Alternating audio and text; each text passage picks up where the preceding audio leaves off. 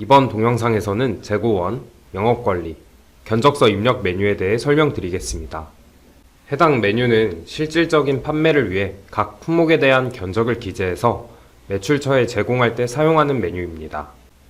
따라서 견적서를 입력한다고 해도 재고가 감소되거나 채권이 증가되지는 않는 점 참고해 주시면 좋겠습니다. 견적서 입력 메뉴에서 상단부에는 정보를 기재하고 하단부에 품목과 수량, 단가 등을 넣어주시면 조회와 현황 메뉴에서 출력이 가능하겠습니다.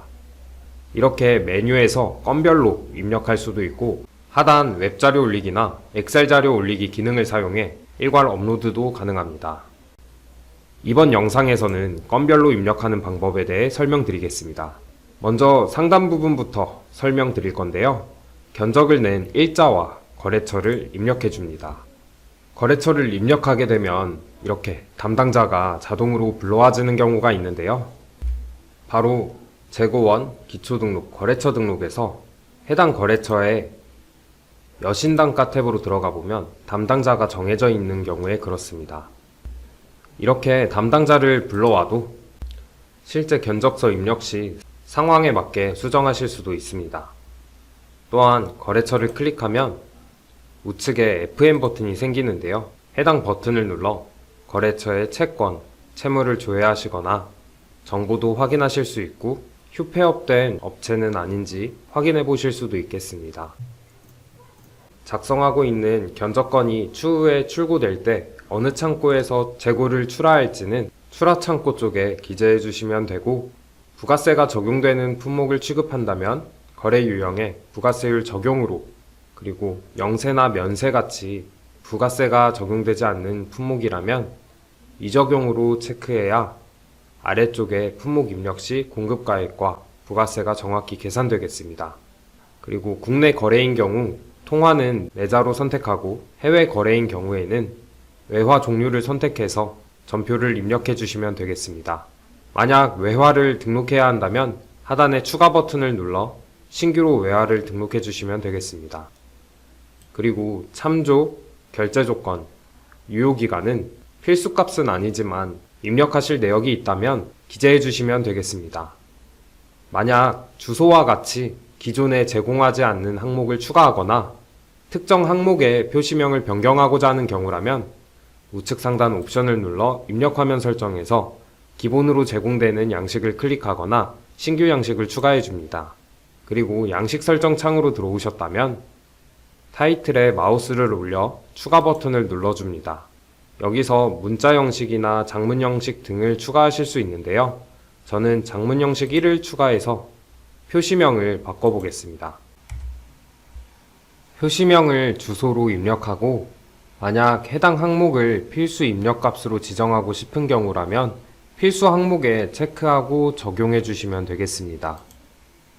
이렇게 양식을 저장해 보면 견적서에서 주소 항목에 값을 입력할 수 있게 됩니다. 견적서 상단 내용을 모두 다 기재했다면 이제 하단에 품목 코드를 불러와 전표를 입력하면 되는데요. 품목 코드 칸에 품목명이나 품목 코드를 직접 입력해서 품목을 불러올 수도 있고, 품목 코드 칸을 더블 클릭해서 품목을 검색해서 그 값을 불러올 수도 있겠습니다. 만약 바코드를 사용하는 경우라면 중간단에 있는 바코드 버튼을 클릭하고 바코드 리더기로 라벨을 읽어 해당 품목을 불러올 수 있습니다. 이제 수량과 단가를 입력할 건데요.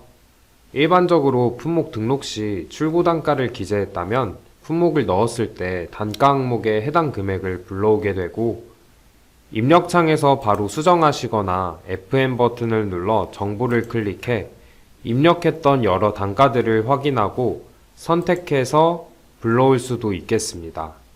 만약 품목에 대한 단가를 일괄로 변경하고자 하는 경우라면 품목을 전체 체크한 뒤 단가 변경을 클릭해 특정 단가를 선택하여 일괄적으로 적용해 줄 수도 있고, 또는 조정에 체크한 뒤 퍼센트나 금액 기준으로 단가를 조정할 수도 있겠습니다.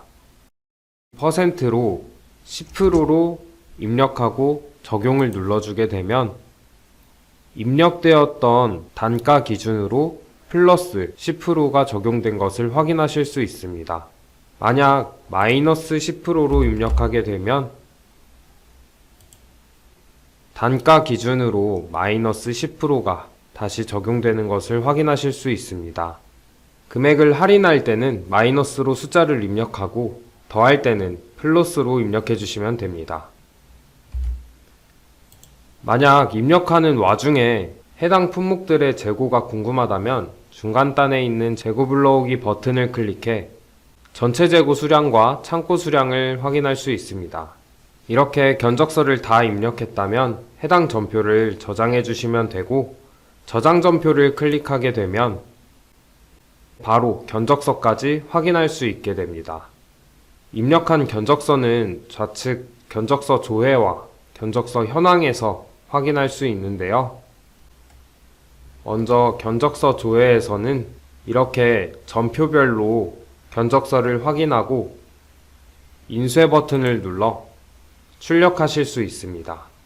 이때의 견적서 양식을 우리 회사에 맞게 변경하고자 한다면 우측 상단 옵션 버튼을 눌러 양식 설정에서 신규 양식을 추가하거나 기존 양식을 선택해 보겠습니다.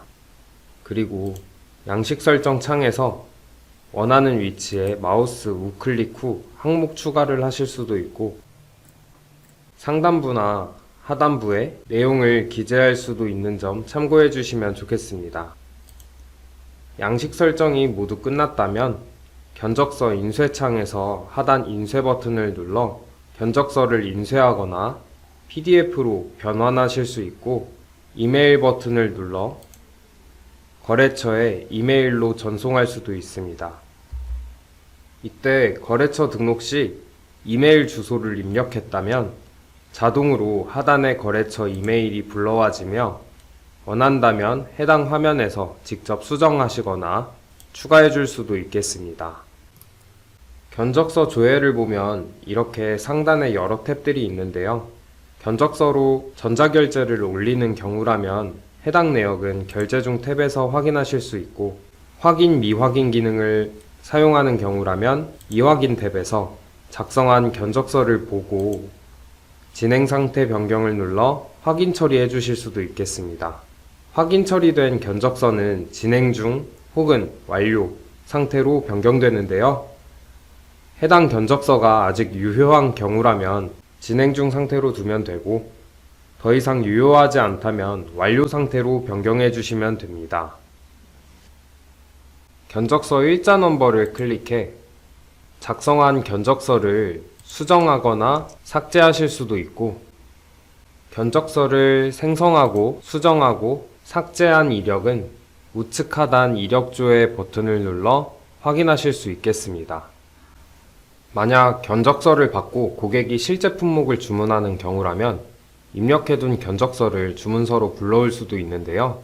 견적서 조회 메뉴에서 해당 내역을 클릭한 뒤 하단의 다른 전표 생성으로 주문서를 만드실 수도 있고, 주문서 입력 메뉴에서 중간에 있는 견적 버튼을 눌러 해당 견적서를 불러온 뒤 내용을 수정하고 저장해 주시면 되겠습니다. 이렇게 되면 주문서와 견적서가 서로 연결이 되어 견적서 조회에 생성한 전표 조회를 눌러서 해당 내역이 반영된 것을 확인하실 수 있습니다. 지금처럼 견적서와 주문서를 작성하는 경우라면 견적은 냈는데 주문이 일부만 들어온 건에 대해서 미주문 현황 메뉴에서 검색을 눌러 그 잔량을 확인해 볼 수도 있습니다. 그리고 견적서 현황 메뉴에서는 조회와는 달리 견적서에 입력한 모든 품목들을 각 라인별로 확인할 수 있는데요. 기준 일자를 설정하고 검색해 보면 지금처럼 견적서의 세부 품목과 금액을 확인할 수 있습니다. 여기서도 우측 상단 옵션을 눌러 양식 설정으로 양식을 만들어 다양한 항목을 추가해 사용할 수 있고, 상단의 서치 버튼을 클릭해 창고나 거래처 등 다른 검색 조건을 이용하시거나 하단 펼치기 버튼을 눌러 다양한 검색 조건도 활용할 수 있는 점 참고 부탁드리겠습니다. 그리고 마지막으로 구분값을 집계로 변경하여 설정한 기준대로 견적서를 집계해서 확인할 수도 있는데요. 예를 들어 월별, 품목별 견적 내역을 확인하고자 한다면 집계 조건 1에는 월별, 집계 조건 2에는 품목별을 넣은 뒤 기준일자를 설정하고 검색해서 이렇게 확인할 수도 있는 점 참고해 주시면서 지금까지 견적서 입력 방법에 대해 설명드렸습니다.